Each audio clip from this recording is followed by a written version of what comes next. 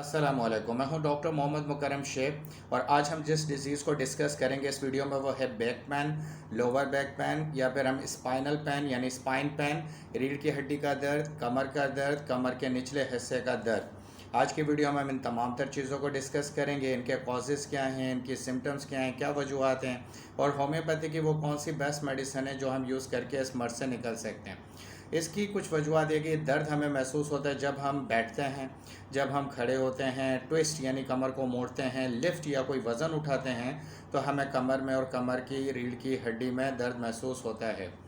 Further हम इसको किस तरह समझ सकते हैं कि ये दर्द हमें अब मुस्तकिल हो गया कि अगर ये कई हफ्तों तक आपको इन 4-5 चीज़ों में तंग कर रहा हो, बैठने में, उठने में, मुड़ने में, वज़न उठाने में, अगर आपको बार बार कमर का दर्द हो रहा है तो ये इंडिकेशन है कि आप स्पाइनल कॉर्ड पेन के या कमर दर्द के आप मरीज़ हो चुके हैं।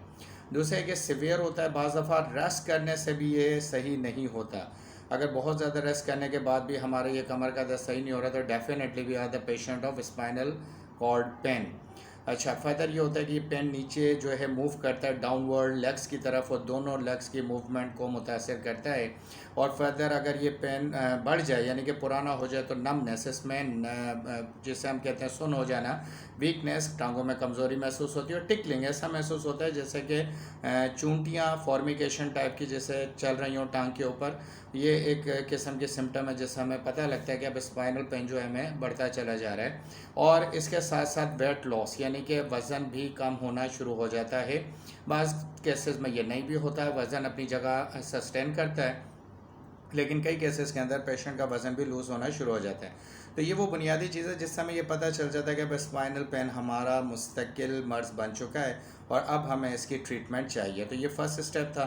हम फर्दर नेक्स्ट चंक में फर्दर स्टडी करते हैं कि आखिर क्या है।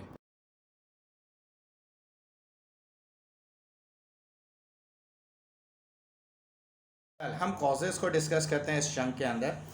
कॉजेज़ से क्या मुराद है कि कौन सी वजूहत हैं जिनकी वजह से ये हमें दर्द होना शुरू हो जाता है। इसका पहला कॉज होता है मसल्स और लेगमेंट स्ट्रेन यानी कि मोच आ जाना, पट्ठों की मोच आ जाना को हम इस मर्ज़ की पहली वजह समझते हैं।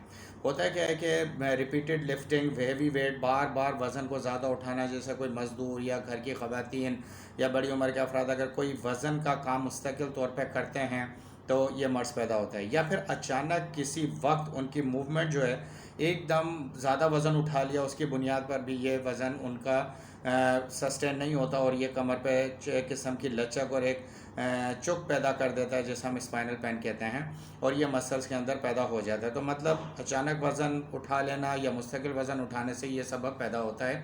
ये पहली सिम्टम थी। इसकी दूसरी सिम्टम होती है बल्जिंग और रैप्चर्ड डिस्क। ये एक रीज़न है। रैप्चर्ड डिस्क से मुराद है कि डिस्क जो है आपके मतलब वर्टिब्रल कॉलम में यानी जो रीढ़ की हड्डी में थोड़े थोड़े स्पॉट के बाद जो डिस्क है रैप्चर्ड वो फट जाती है, टूट जाती है, उसमें क्रैक्स आ जाते हैं। इसकी वजह ये होती है कि जो बोन्स के दरमियान का हिस्सा है वो वहाँ पे सॉफ्ट मटेरियल होता है और किसी हैवी काम करने से वो चीज़ डैमेज हो जाती है जैसे हम कहते हैं पट्ठों का फट जाना। लेकिन ये आइडेंटिफिकेशन या आइडेंटिफिकेशन कब होती है? जब आप किसी भी वजह से कमर का एक्सरे करा लेते हैं। अगर आप एक्सरे करा लेते हैं और एक्सरे के बाद हमें पता लगता है कि हमारी रैप्चर्ड डिस्क हो चुकी है। इससे पहले हम सिर्फ कमर का दर्द समझते हैं, उसको हम मालिश के ज़रिए, बहुत सारे देसी टोटकों के ज़रिए, सेक के ज़रिए, गर्म कपड़ा लगाने के ज़रिए सही करने की कोशिश कर रहे होते हैं। लेकिन हमें एक्सरे में आइडेंटिफाई होता है कि ये रैप्चर्ड डिस्क का प्रॉब्लम है जिसे हम बल्जिंग भी कहते हैं यानी तेज चढ़ जाना, मसल्स का फट जाना, मसल्स का टूट जाना। तो ये सॉफ्ट मटेरियल होता है हमारी बोन्स के दरमियान, कमर के मोरों के दरमियान, तो उसका ये एक रैप्चर्ड कॉज होता है जिसकी वजह से हमें ये पेन होता है। एक टाइप है ऑर्थराइटिस जिसमें हड्डियों का घुलना, सड़ना और हड्डियों का दर्द होना शुरू होता है। कमर के दर्द में अगर ऑर्थराइटिस है तो वो टाइप कहलाती है ऑस्टियो आर्थराइटिस। ऑस्टियो आर्थराइटिस में लोअर बैक यानी कमर के बिल्कुल निचले हिस्से में दर्द होता है और ये कमर का शदीद दर्द होता है और स्पाइनल कॉर्ड की शिद्दत की वजह से हो रहा होता है यानी कि उसके डैमेज होने की वजह से। इसको हम स्पाइनल स्टेनोसिस भी कहते हैं यानी कि हमारी रीढ़ की हड्डी का ज़ख़म, हमारी रीढ़ की हड्डी का दुखन, हमारे रीढ़ की हड्डी के हड्डियों की वजह से कुछ में जो चेंजेस आती हैं उनकी वजह से हमें ये पेन होना शुरू हो जाता है। इसकी अगला कॉज होता है ऑस्टियोपोरोसिस। ऑस्टियोपोरोसिस में क्या होता है कि इसके अंदर रीढ़ की हड्डी में छोटे छोटे फ्रैक्चर्स हो जाते हैं, और ये फ्रैक्चर होने की वजह आर्थराइटिस भी और वीकनेस भी है कि जब कैल्शियम की कमी, विटामिन डी की कमी पेशेंट के अंदर होगी तो उसकी हड्डियां, जैसे हम आसान लफ्ज़ों में कहते हैं, बुरबुरा हो जाना, कमज़ोर हो जाती हैं। कमज़ोर होने के बायस वो जब हेवी वेट उठाता है या जर्क करके उठता है या बाइक पे कोई जर्क लगता है तो उसकी बोन में छोटे छोटे फ्रैक्चर हो जाते हैं। वो फ्रैक्चर बाजार तो दिखाई देते नहीं हैं, उन फ्रैक्चर का जो कंडीशन है वो पेन की कंडीशन में सामने आ रहा होता है, लेकिन हमें उसके ऊपर बहुत ज़्यादा ध्यान नहीं दे रहे होते, जिसकी वजह से हमें नहीं पता होता कि हमें जो टाइप है ऑस्टियोपोरोसिस हो चुका है, यानी कि हड्डियों का फ्रैक्चर हो चुका है। फर्दर अब इसमें रिस्क फैक्टर्स क्या हैं। रिस्क फैक्टर हम ये देख लेते हैं कि back pain is more common in people those are older than 30 to 40।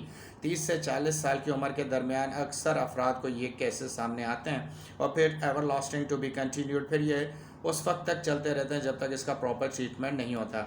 Maximum लोग इसको पेन किलर्स के ज़रिए ख़त्म करते हैं, वो वक्ती रिलीफ होता है, लेकिन after some time it would be generated again, वो दोबारा से पैदा हो जाता है। लैक ऑफ एक्सरसाइज एक बहुत ही इंपॉर्टेंट चीज़ है कि आज के दौर में अफराद एक्सरसाइज नहीं करते, फिज़िकल एक्टिविटी उनकी बिल्कुल ज़ीरो है, जिसकी वजह से ये डिज़ीज़ उनके अंदर पैदा होती है, जो बोन्स की फ्लेक्सिबिलिटी है वो ख़त्म हो जाती है।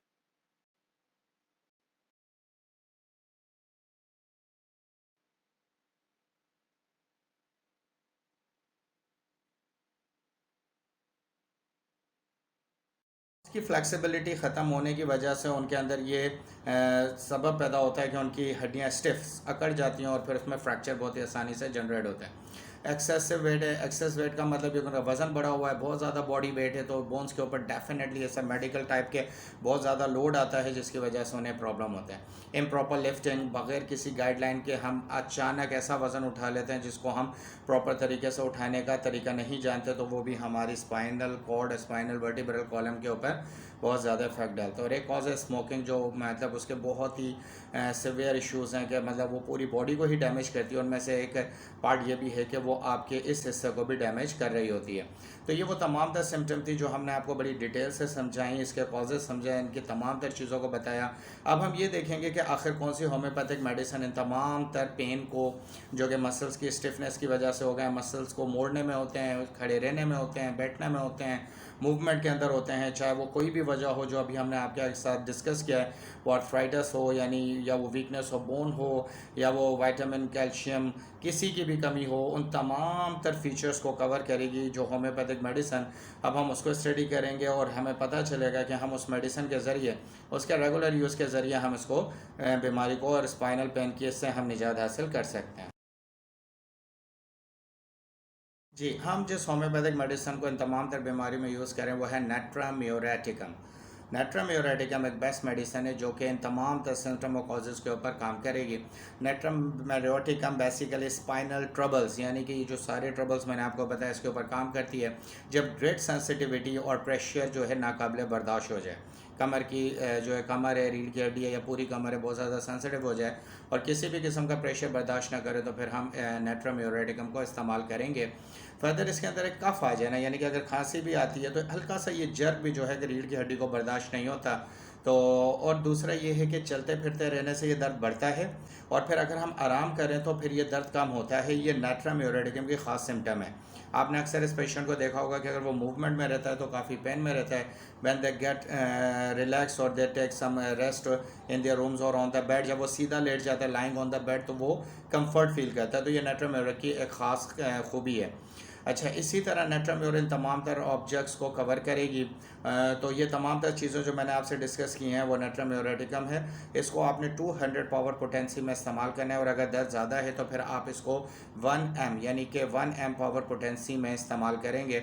और इसका इस्तेमाल ये कि सुबह शाम आप आधा कप पानी में लेके इसको इस्तेमाल करें 10-10 कतरे, और इसके दवाई लेने से 15 मिनट पहले और 15 मिनट बाद ना कोई चीज़ आप खाएं ना पानी पिएं, और इसको 15 दिन तक आपने कंटिन्यूसली इस्तेमाल करना है। और फ़र्क आने के बाद इसमें 15 दिन के बाद आप 5-6 दिन का गैप दे दें और उसके बाद दोबारा इस्तेमाल करें। अगर ये इब्तदाई मर्ज़ है, आपको सिर्फ 5-6 महीने हुए, तो आप इसको 200 पावर पोटेंसी में यूज़ करें। लेकिन अगर ये पुराना है, आप 2-3 साल से इस मर्ज़ में मुब्तला हैं, तो फिर इसको 1 M की पावर में आप इस्तेमाल करें। अच्छा, तो ये वो तमाम तर चीज़ें थी। मज़ीद मालूमात के लिए आप व्हाट्सअप नंबर पे वॉइस मैसेज और टेक्स्ट मैसेज से भी रब्ता कर सकते हैं। नेक्स्ट वीडियो तक इजाज़त दीजिए। इंशाल्लाह नेक्स्ट वीडियो में हम एक और बीमारी के साथ होम्योपैथिक मेडिसिन को डिस्कस करेंगे। अल्लाह हाफ़िज़।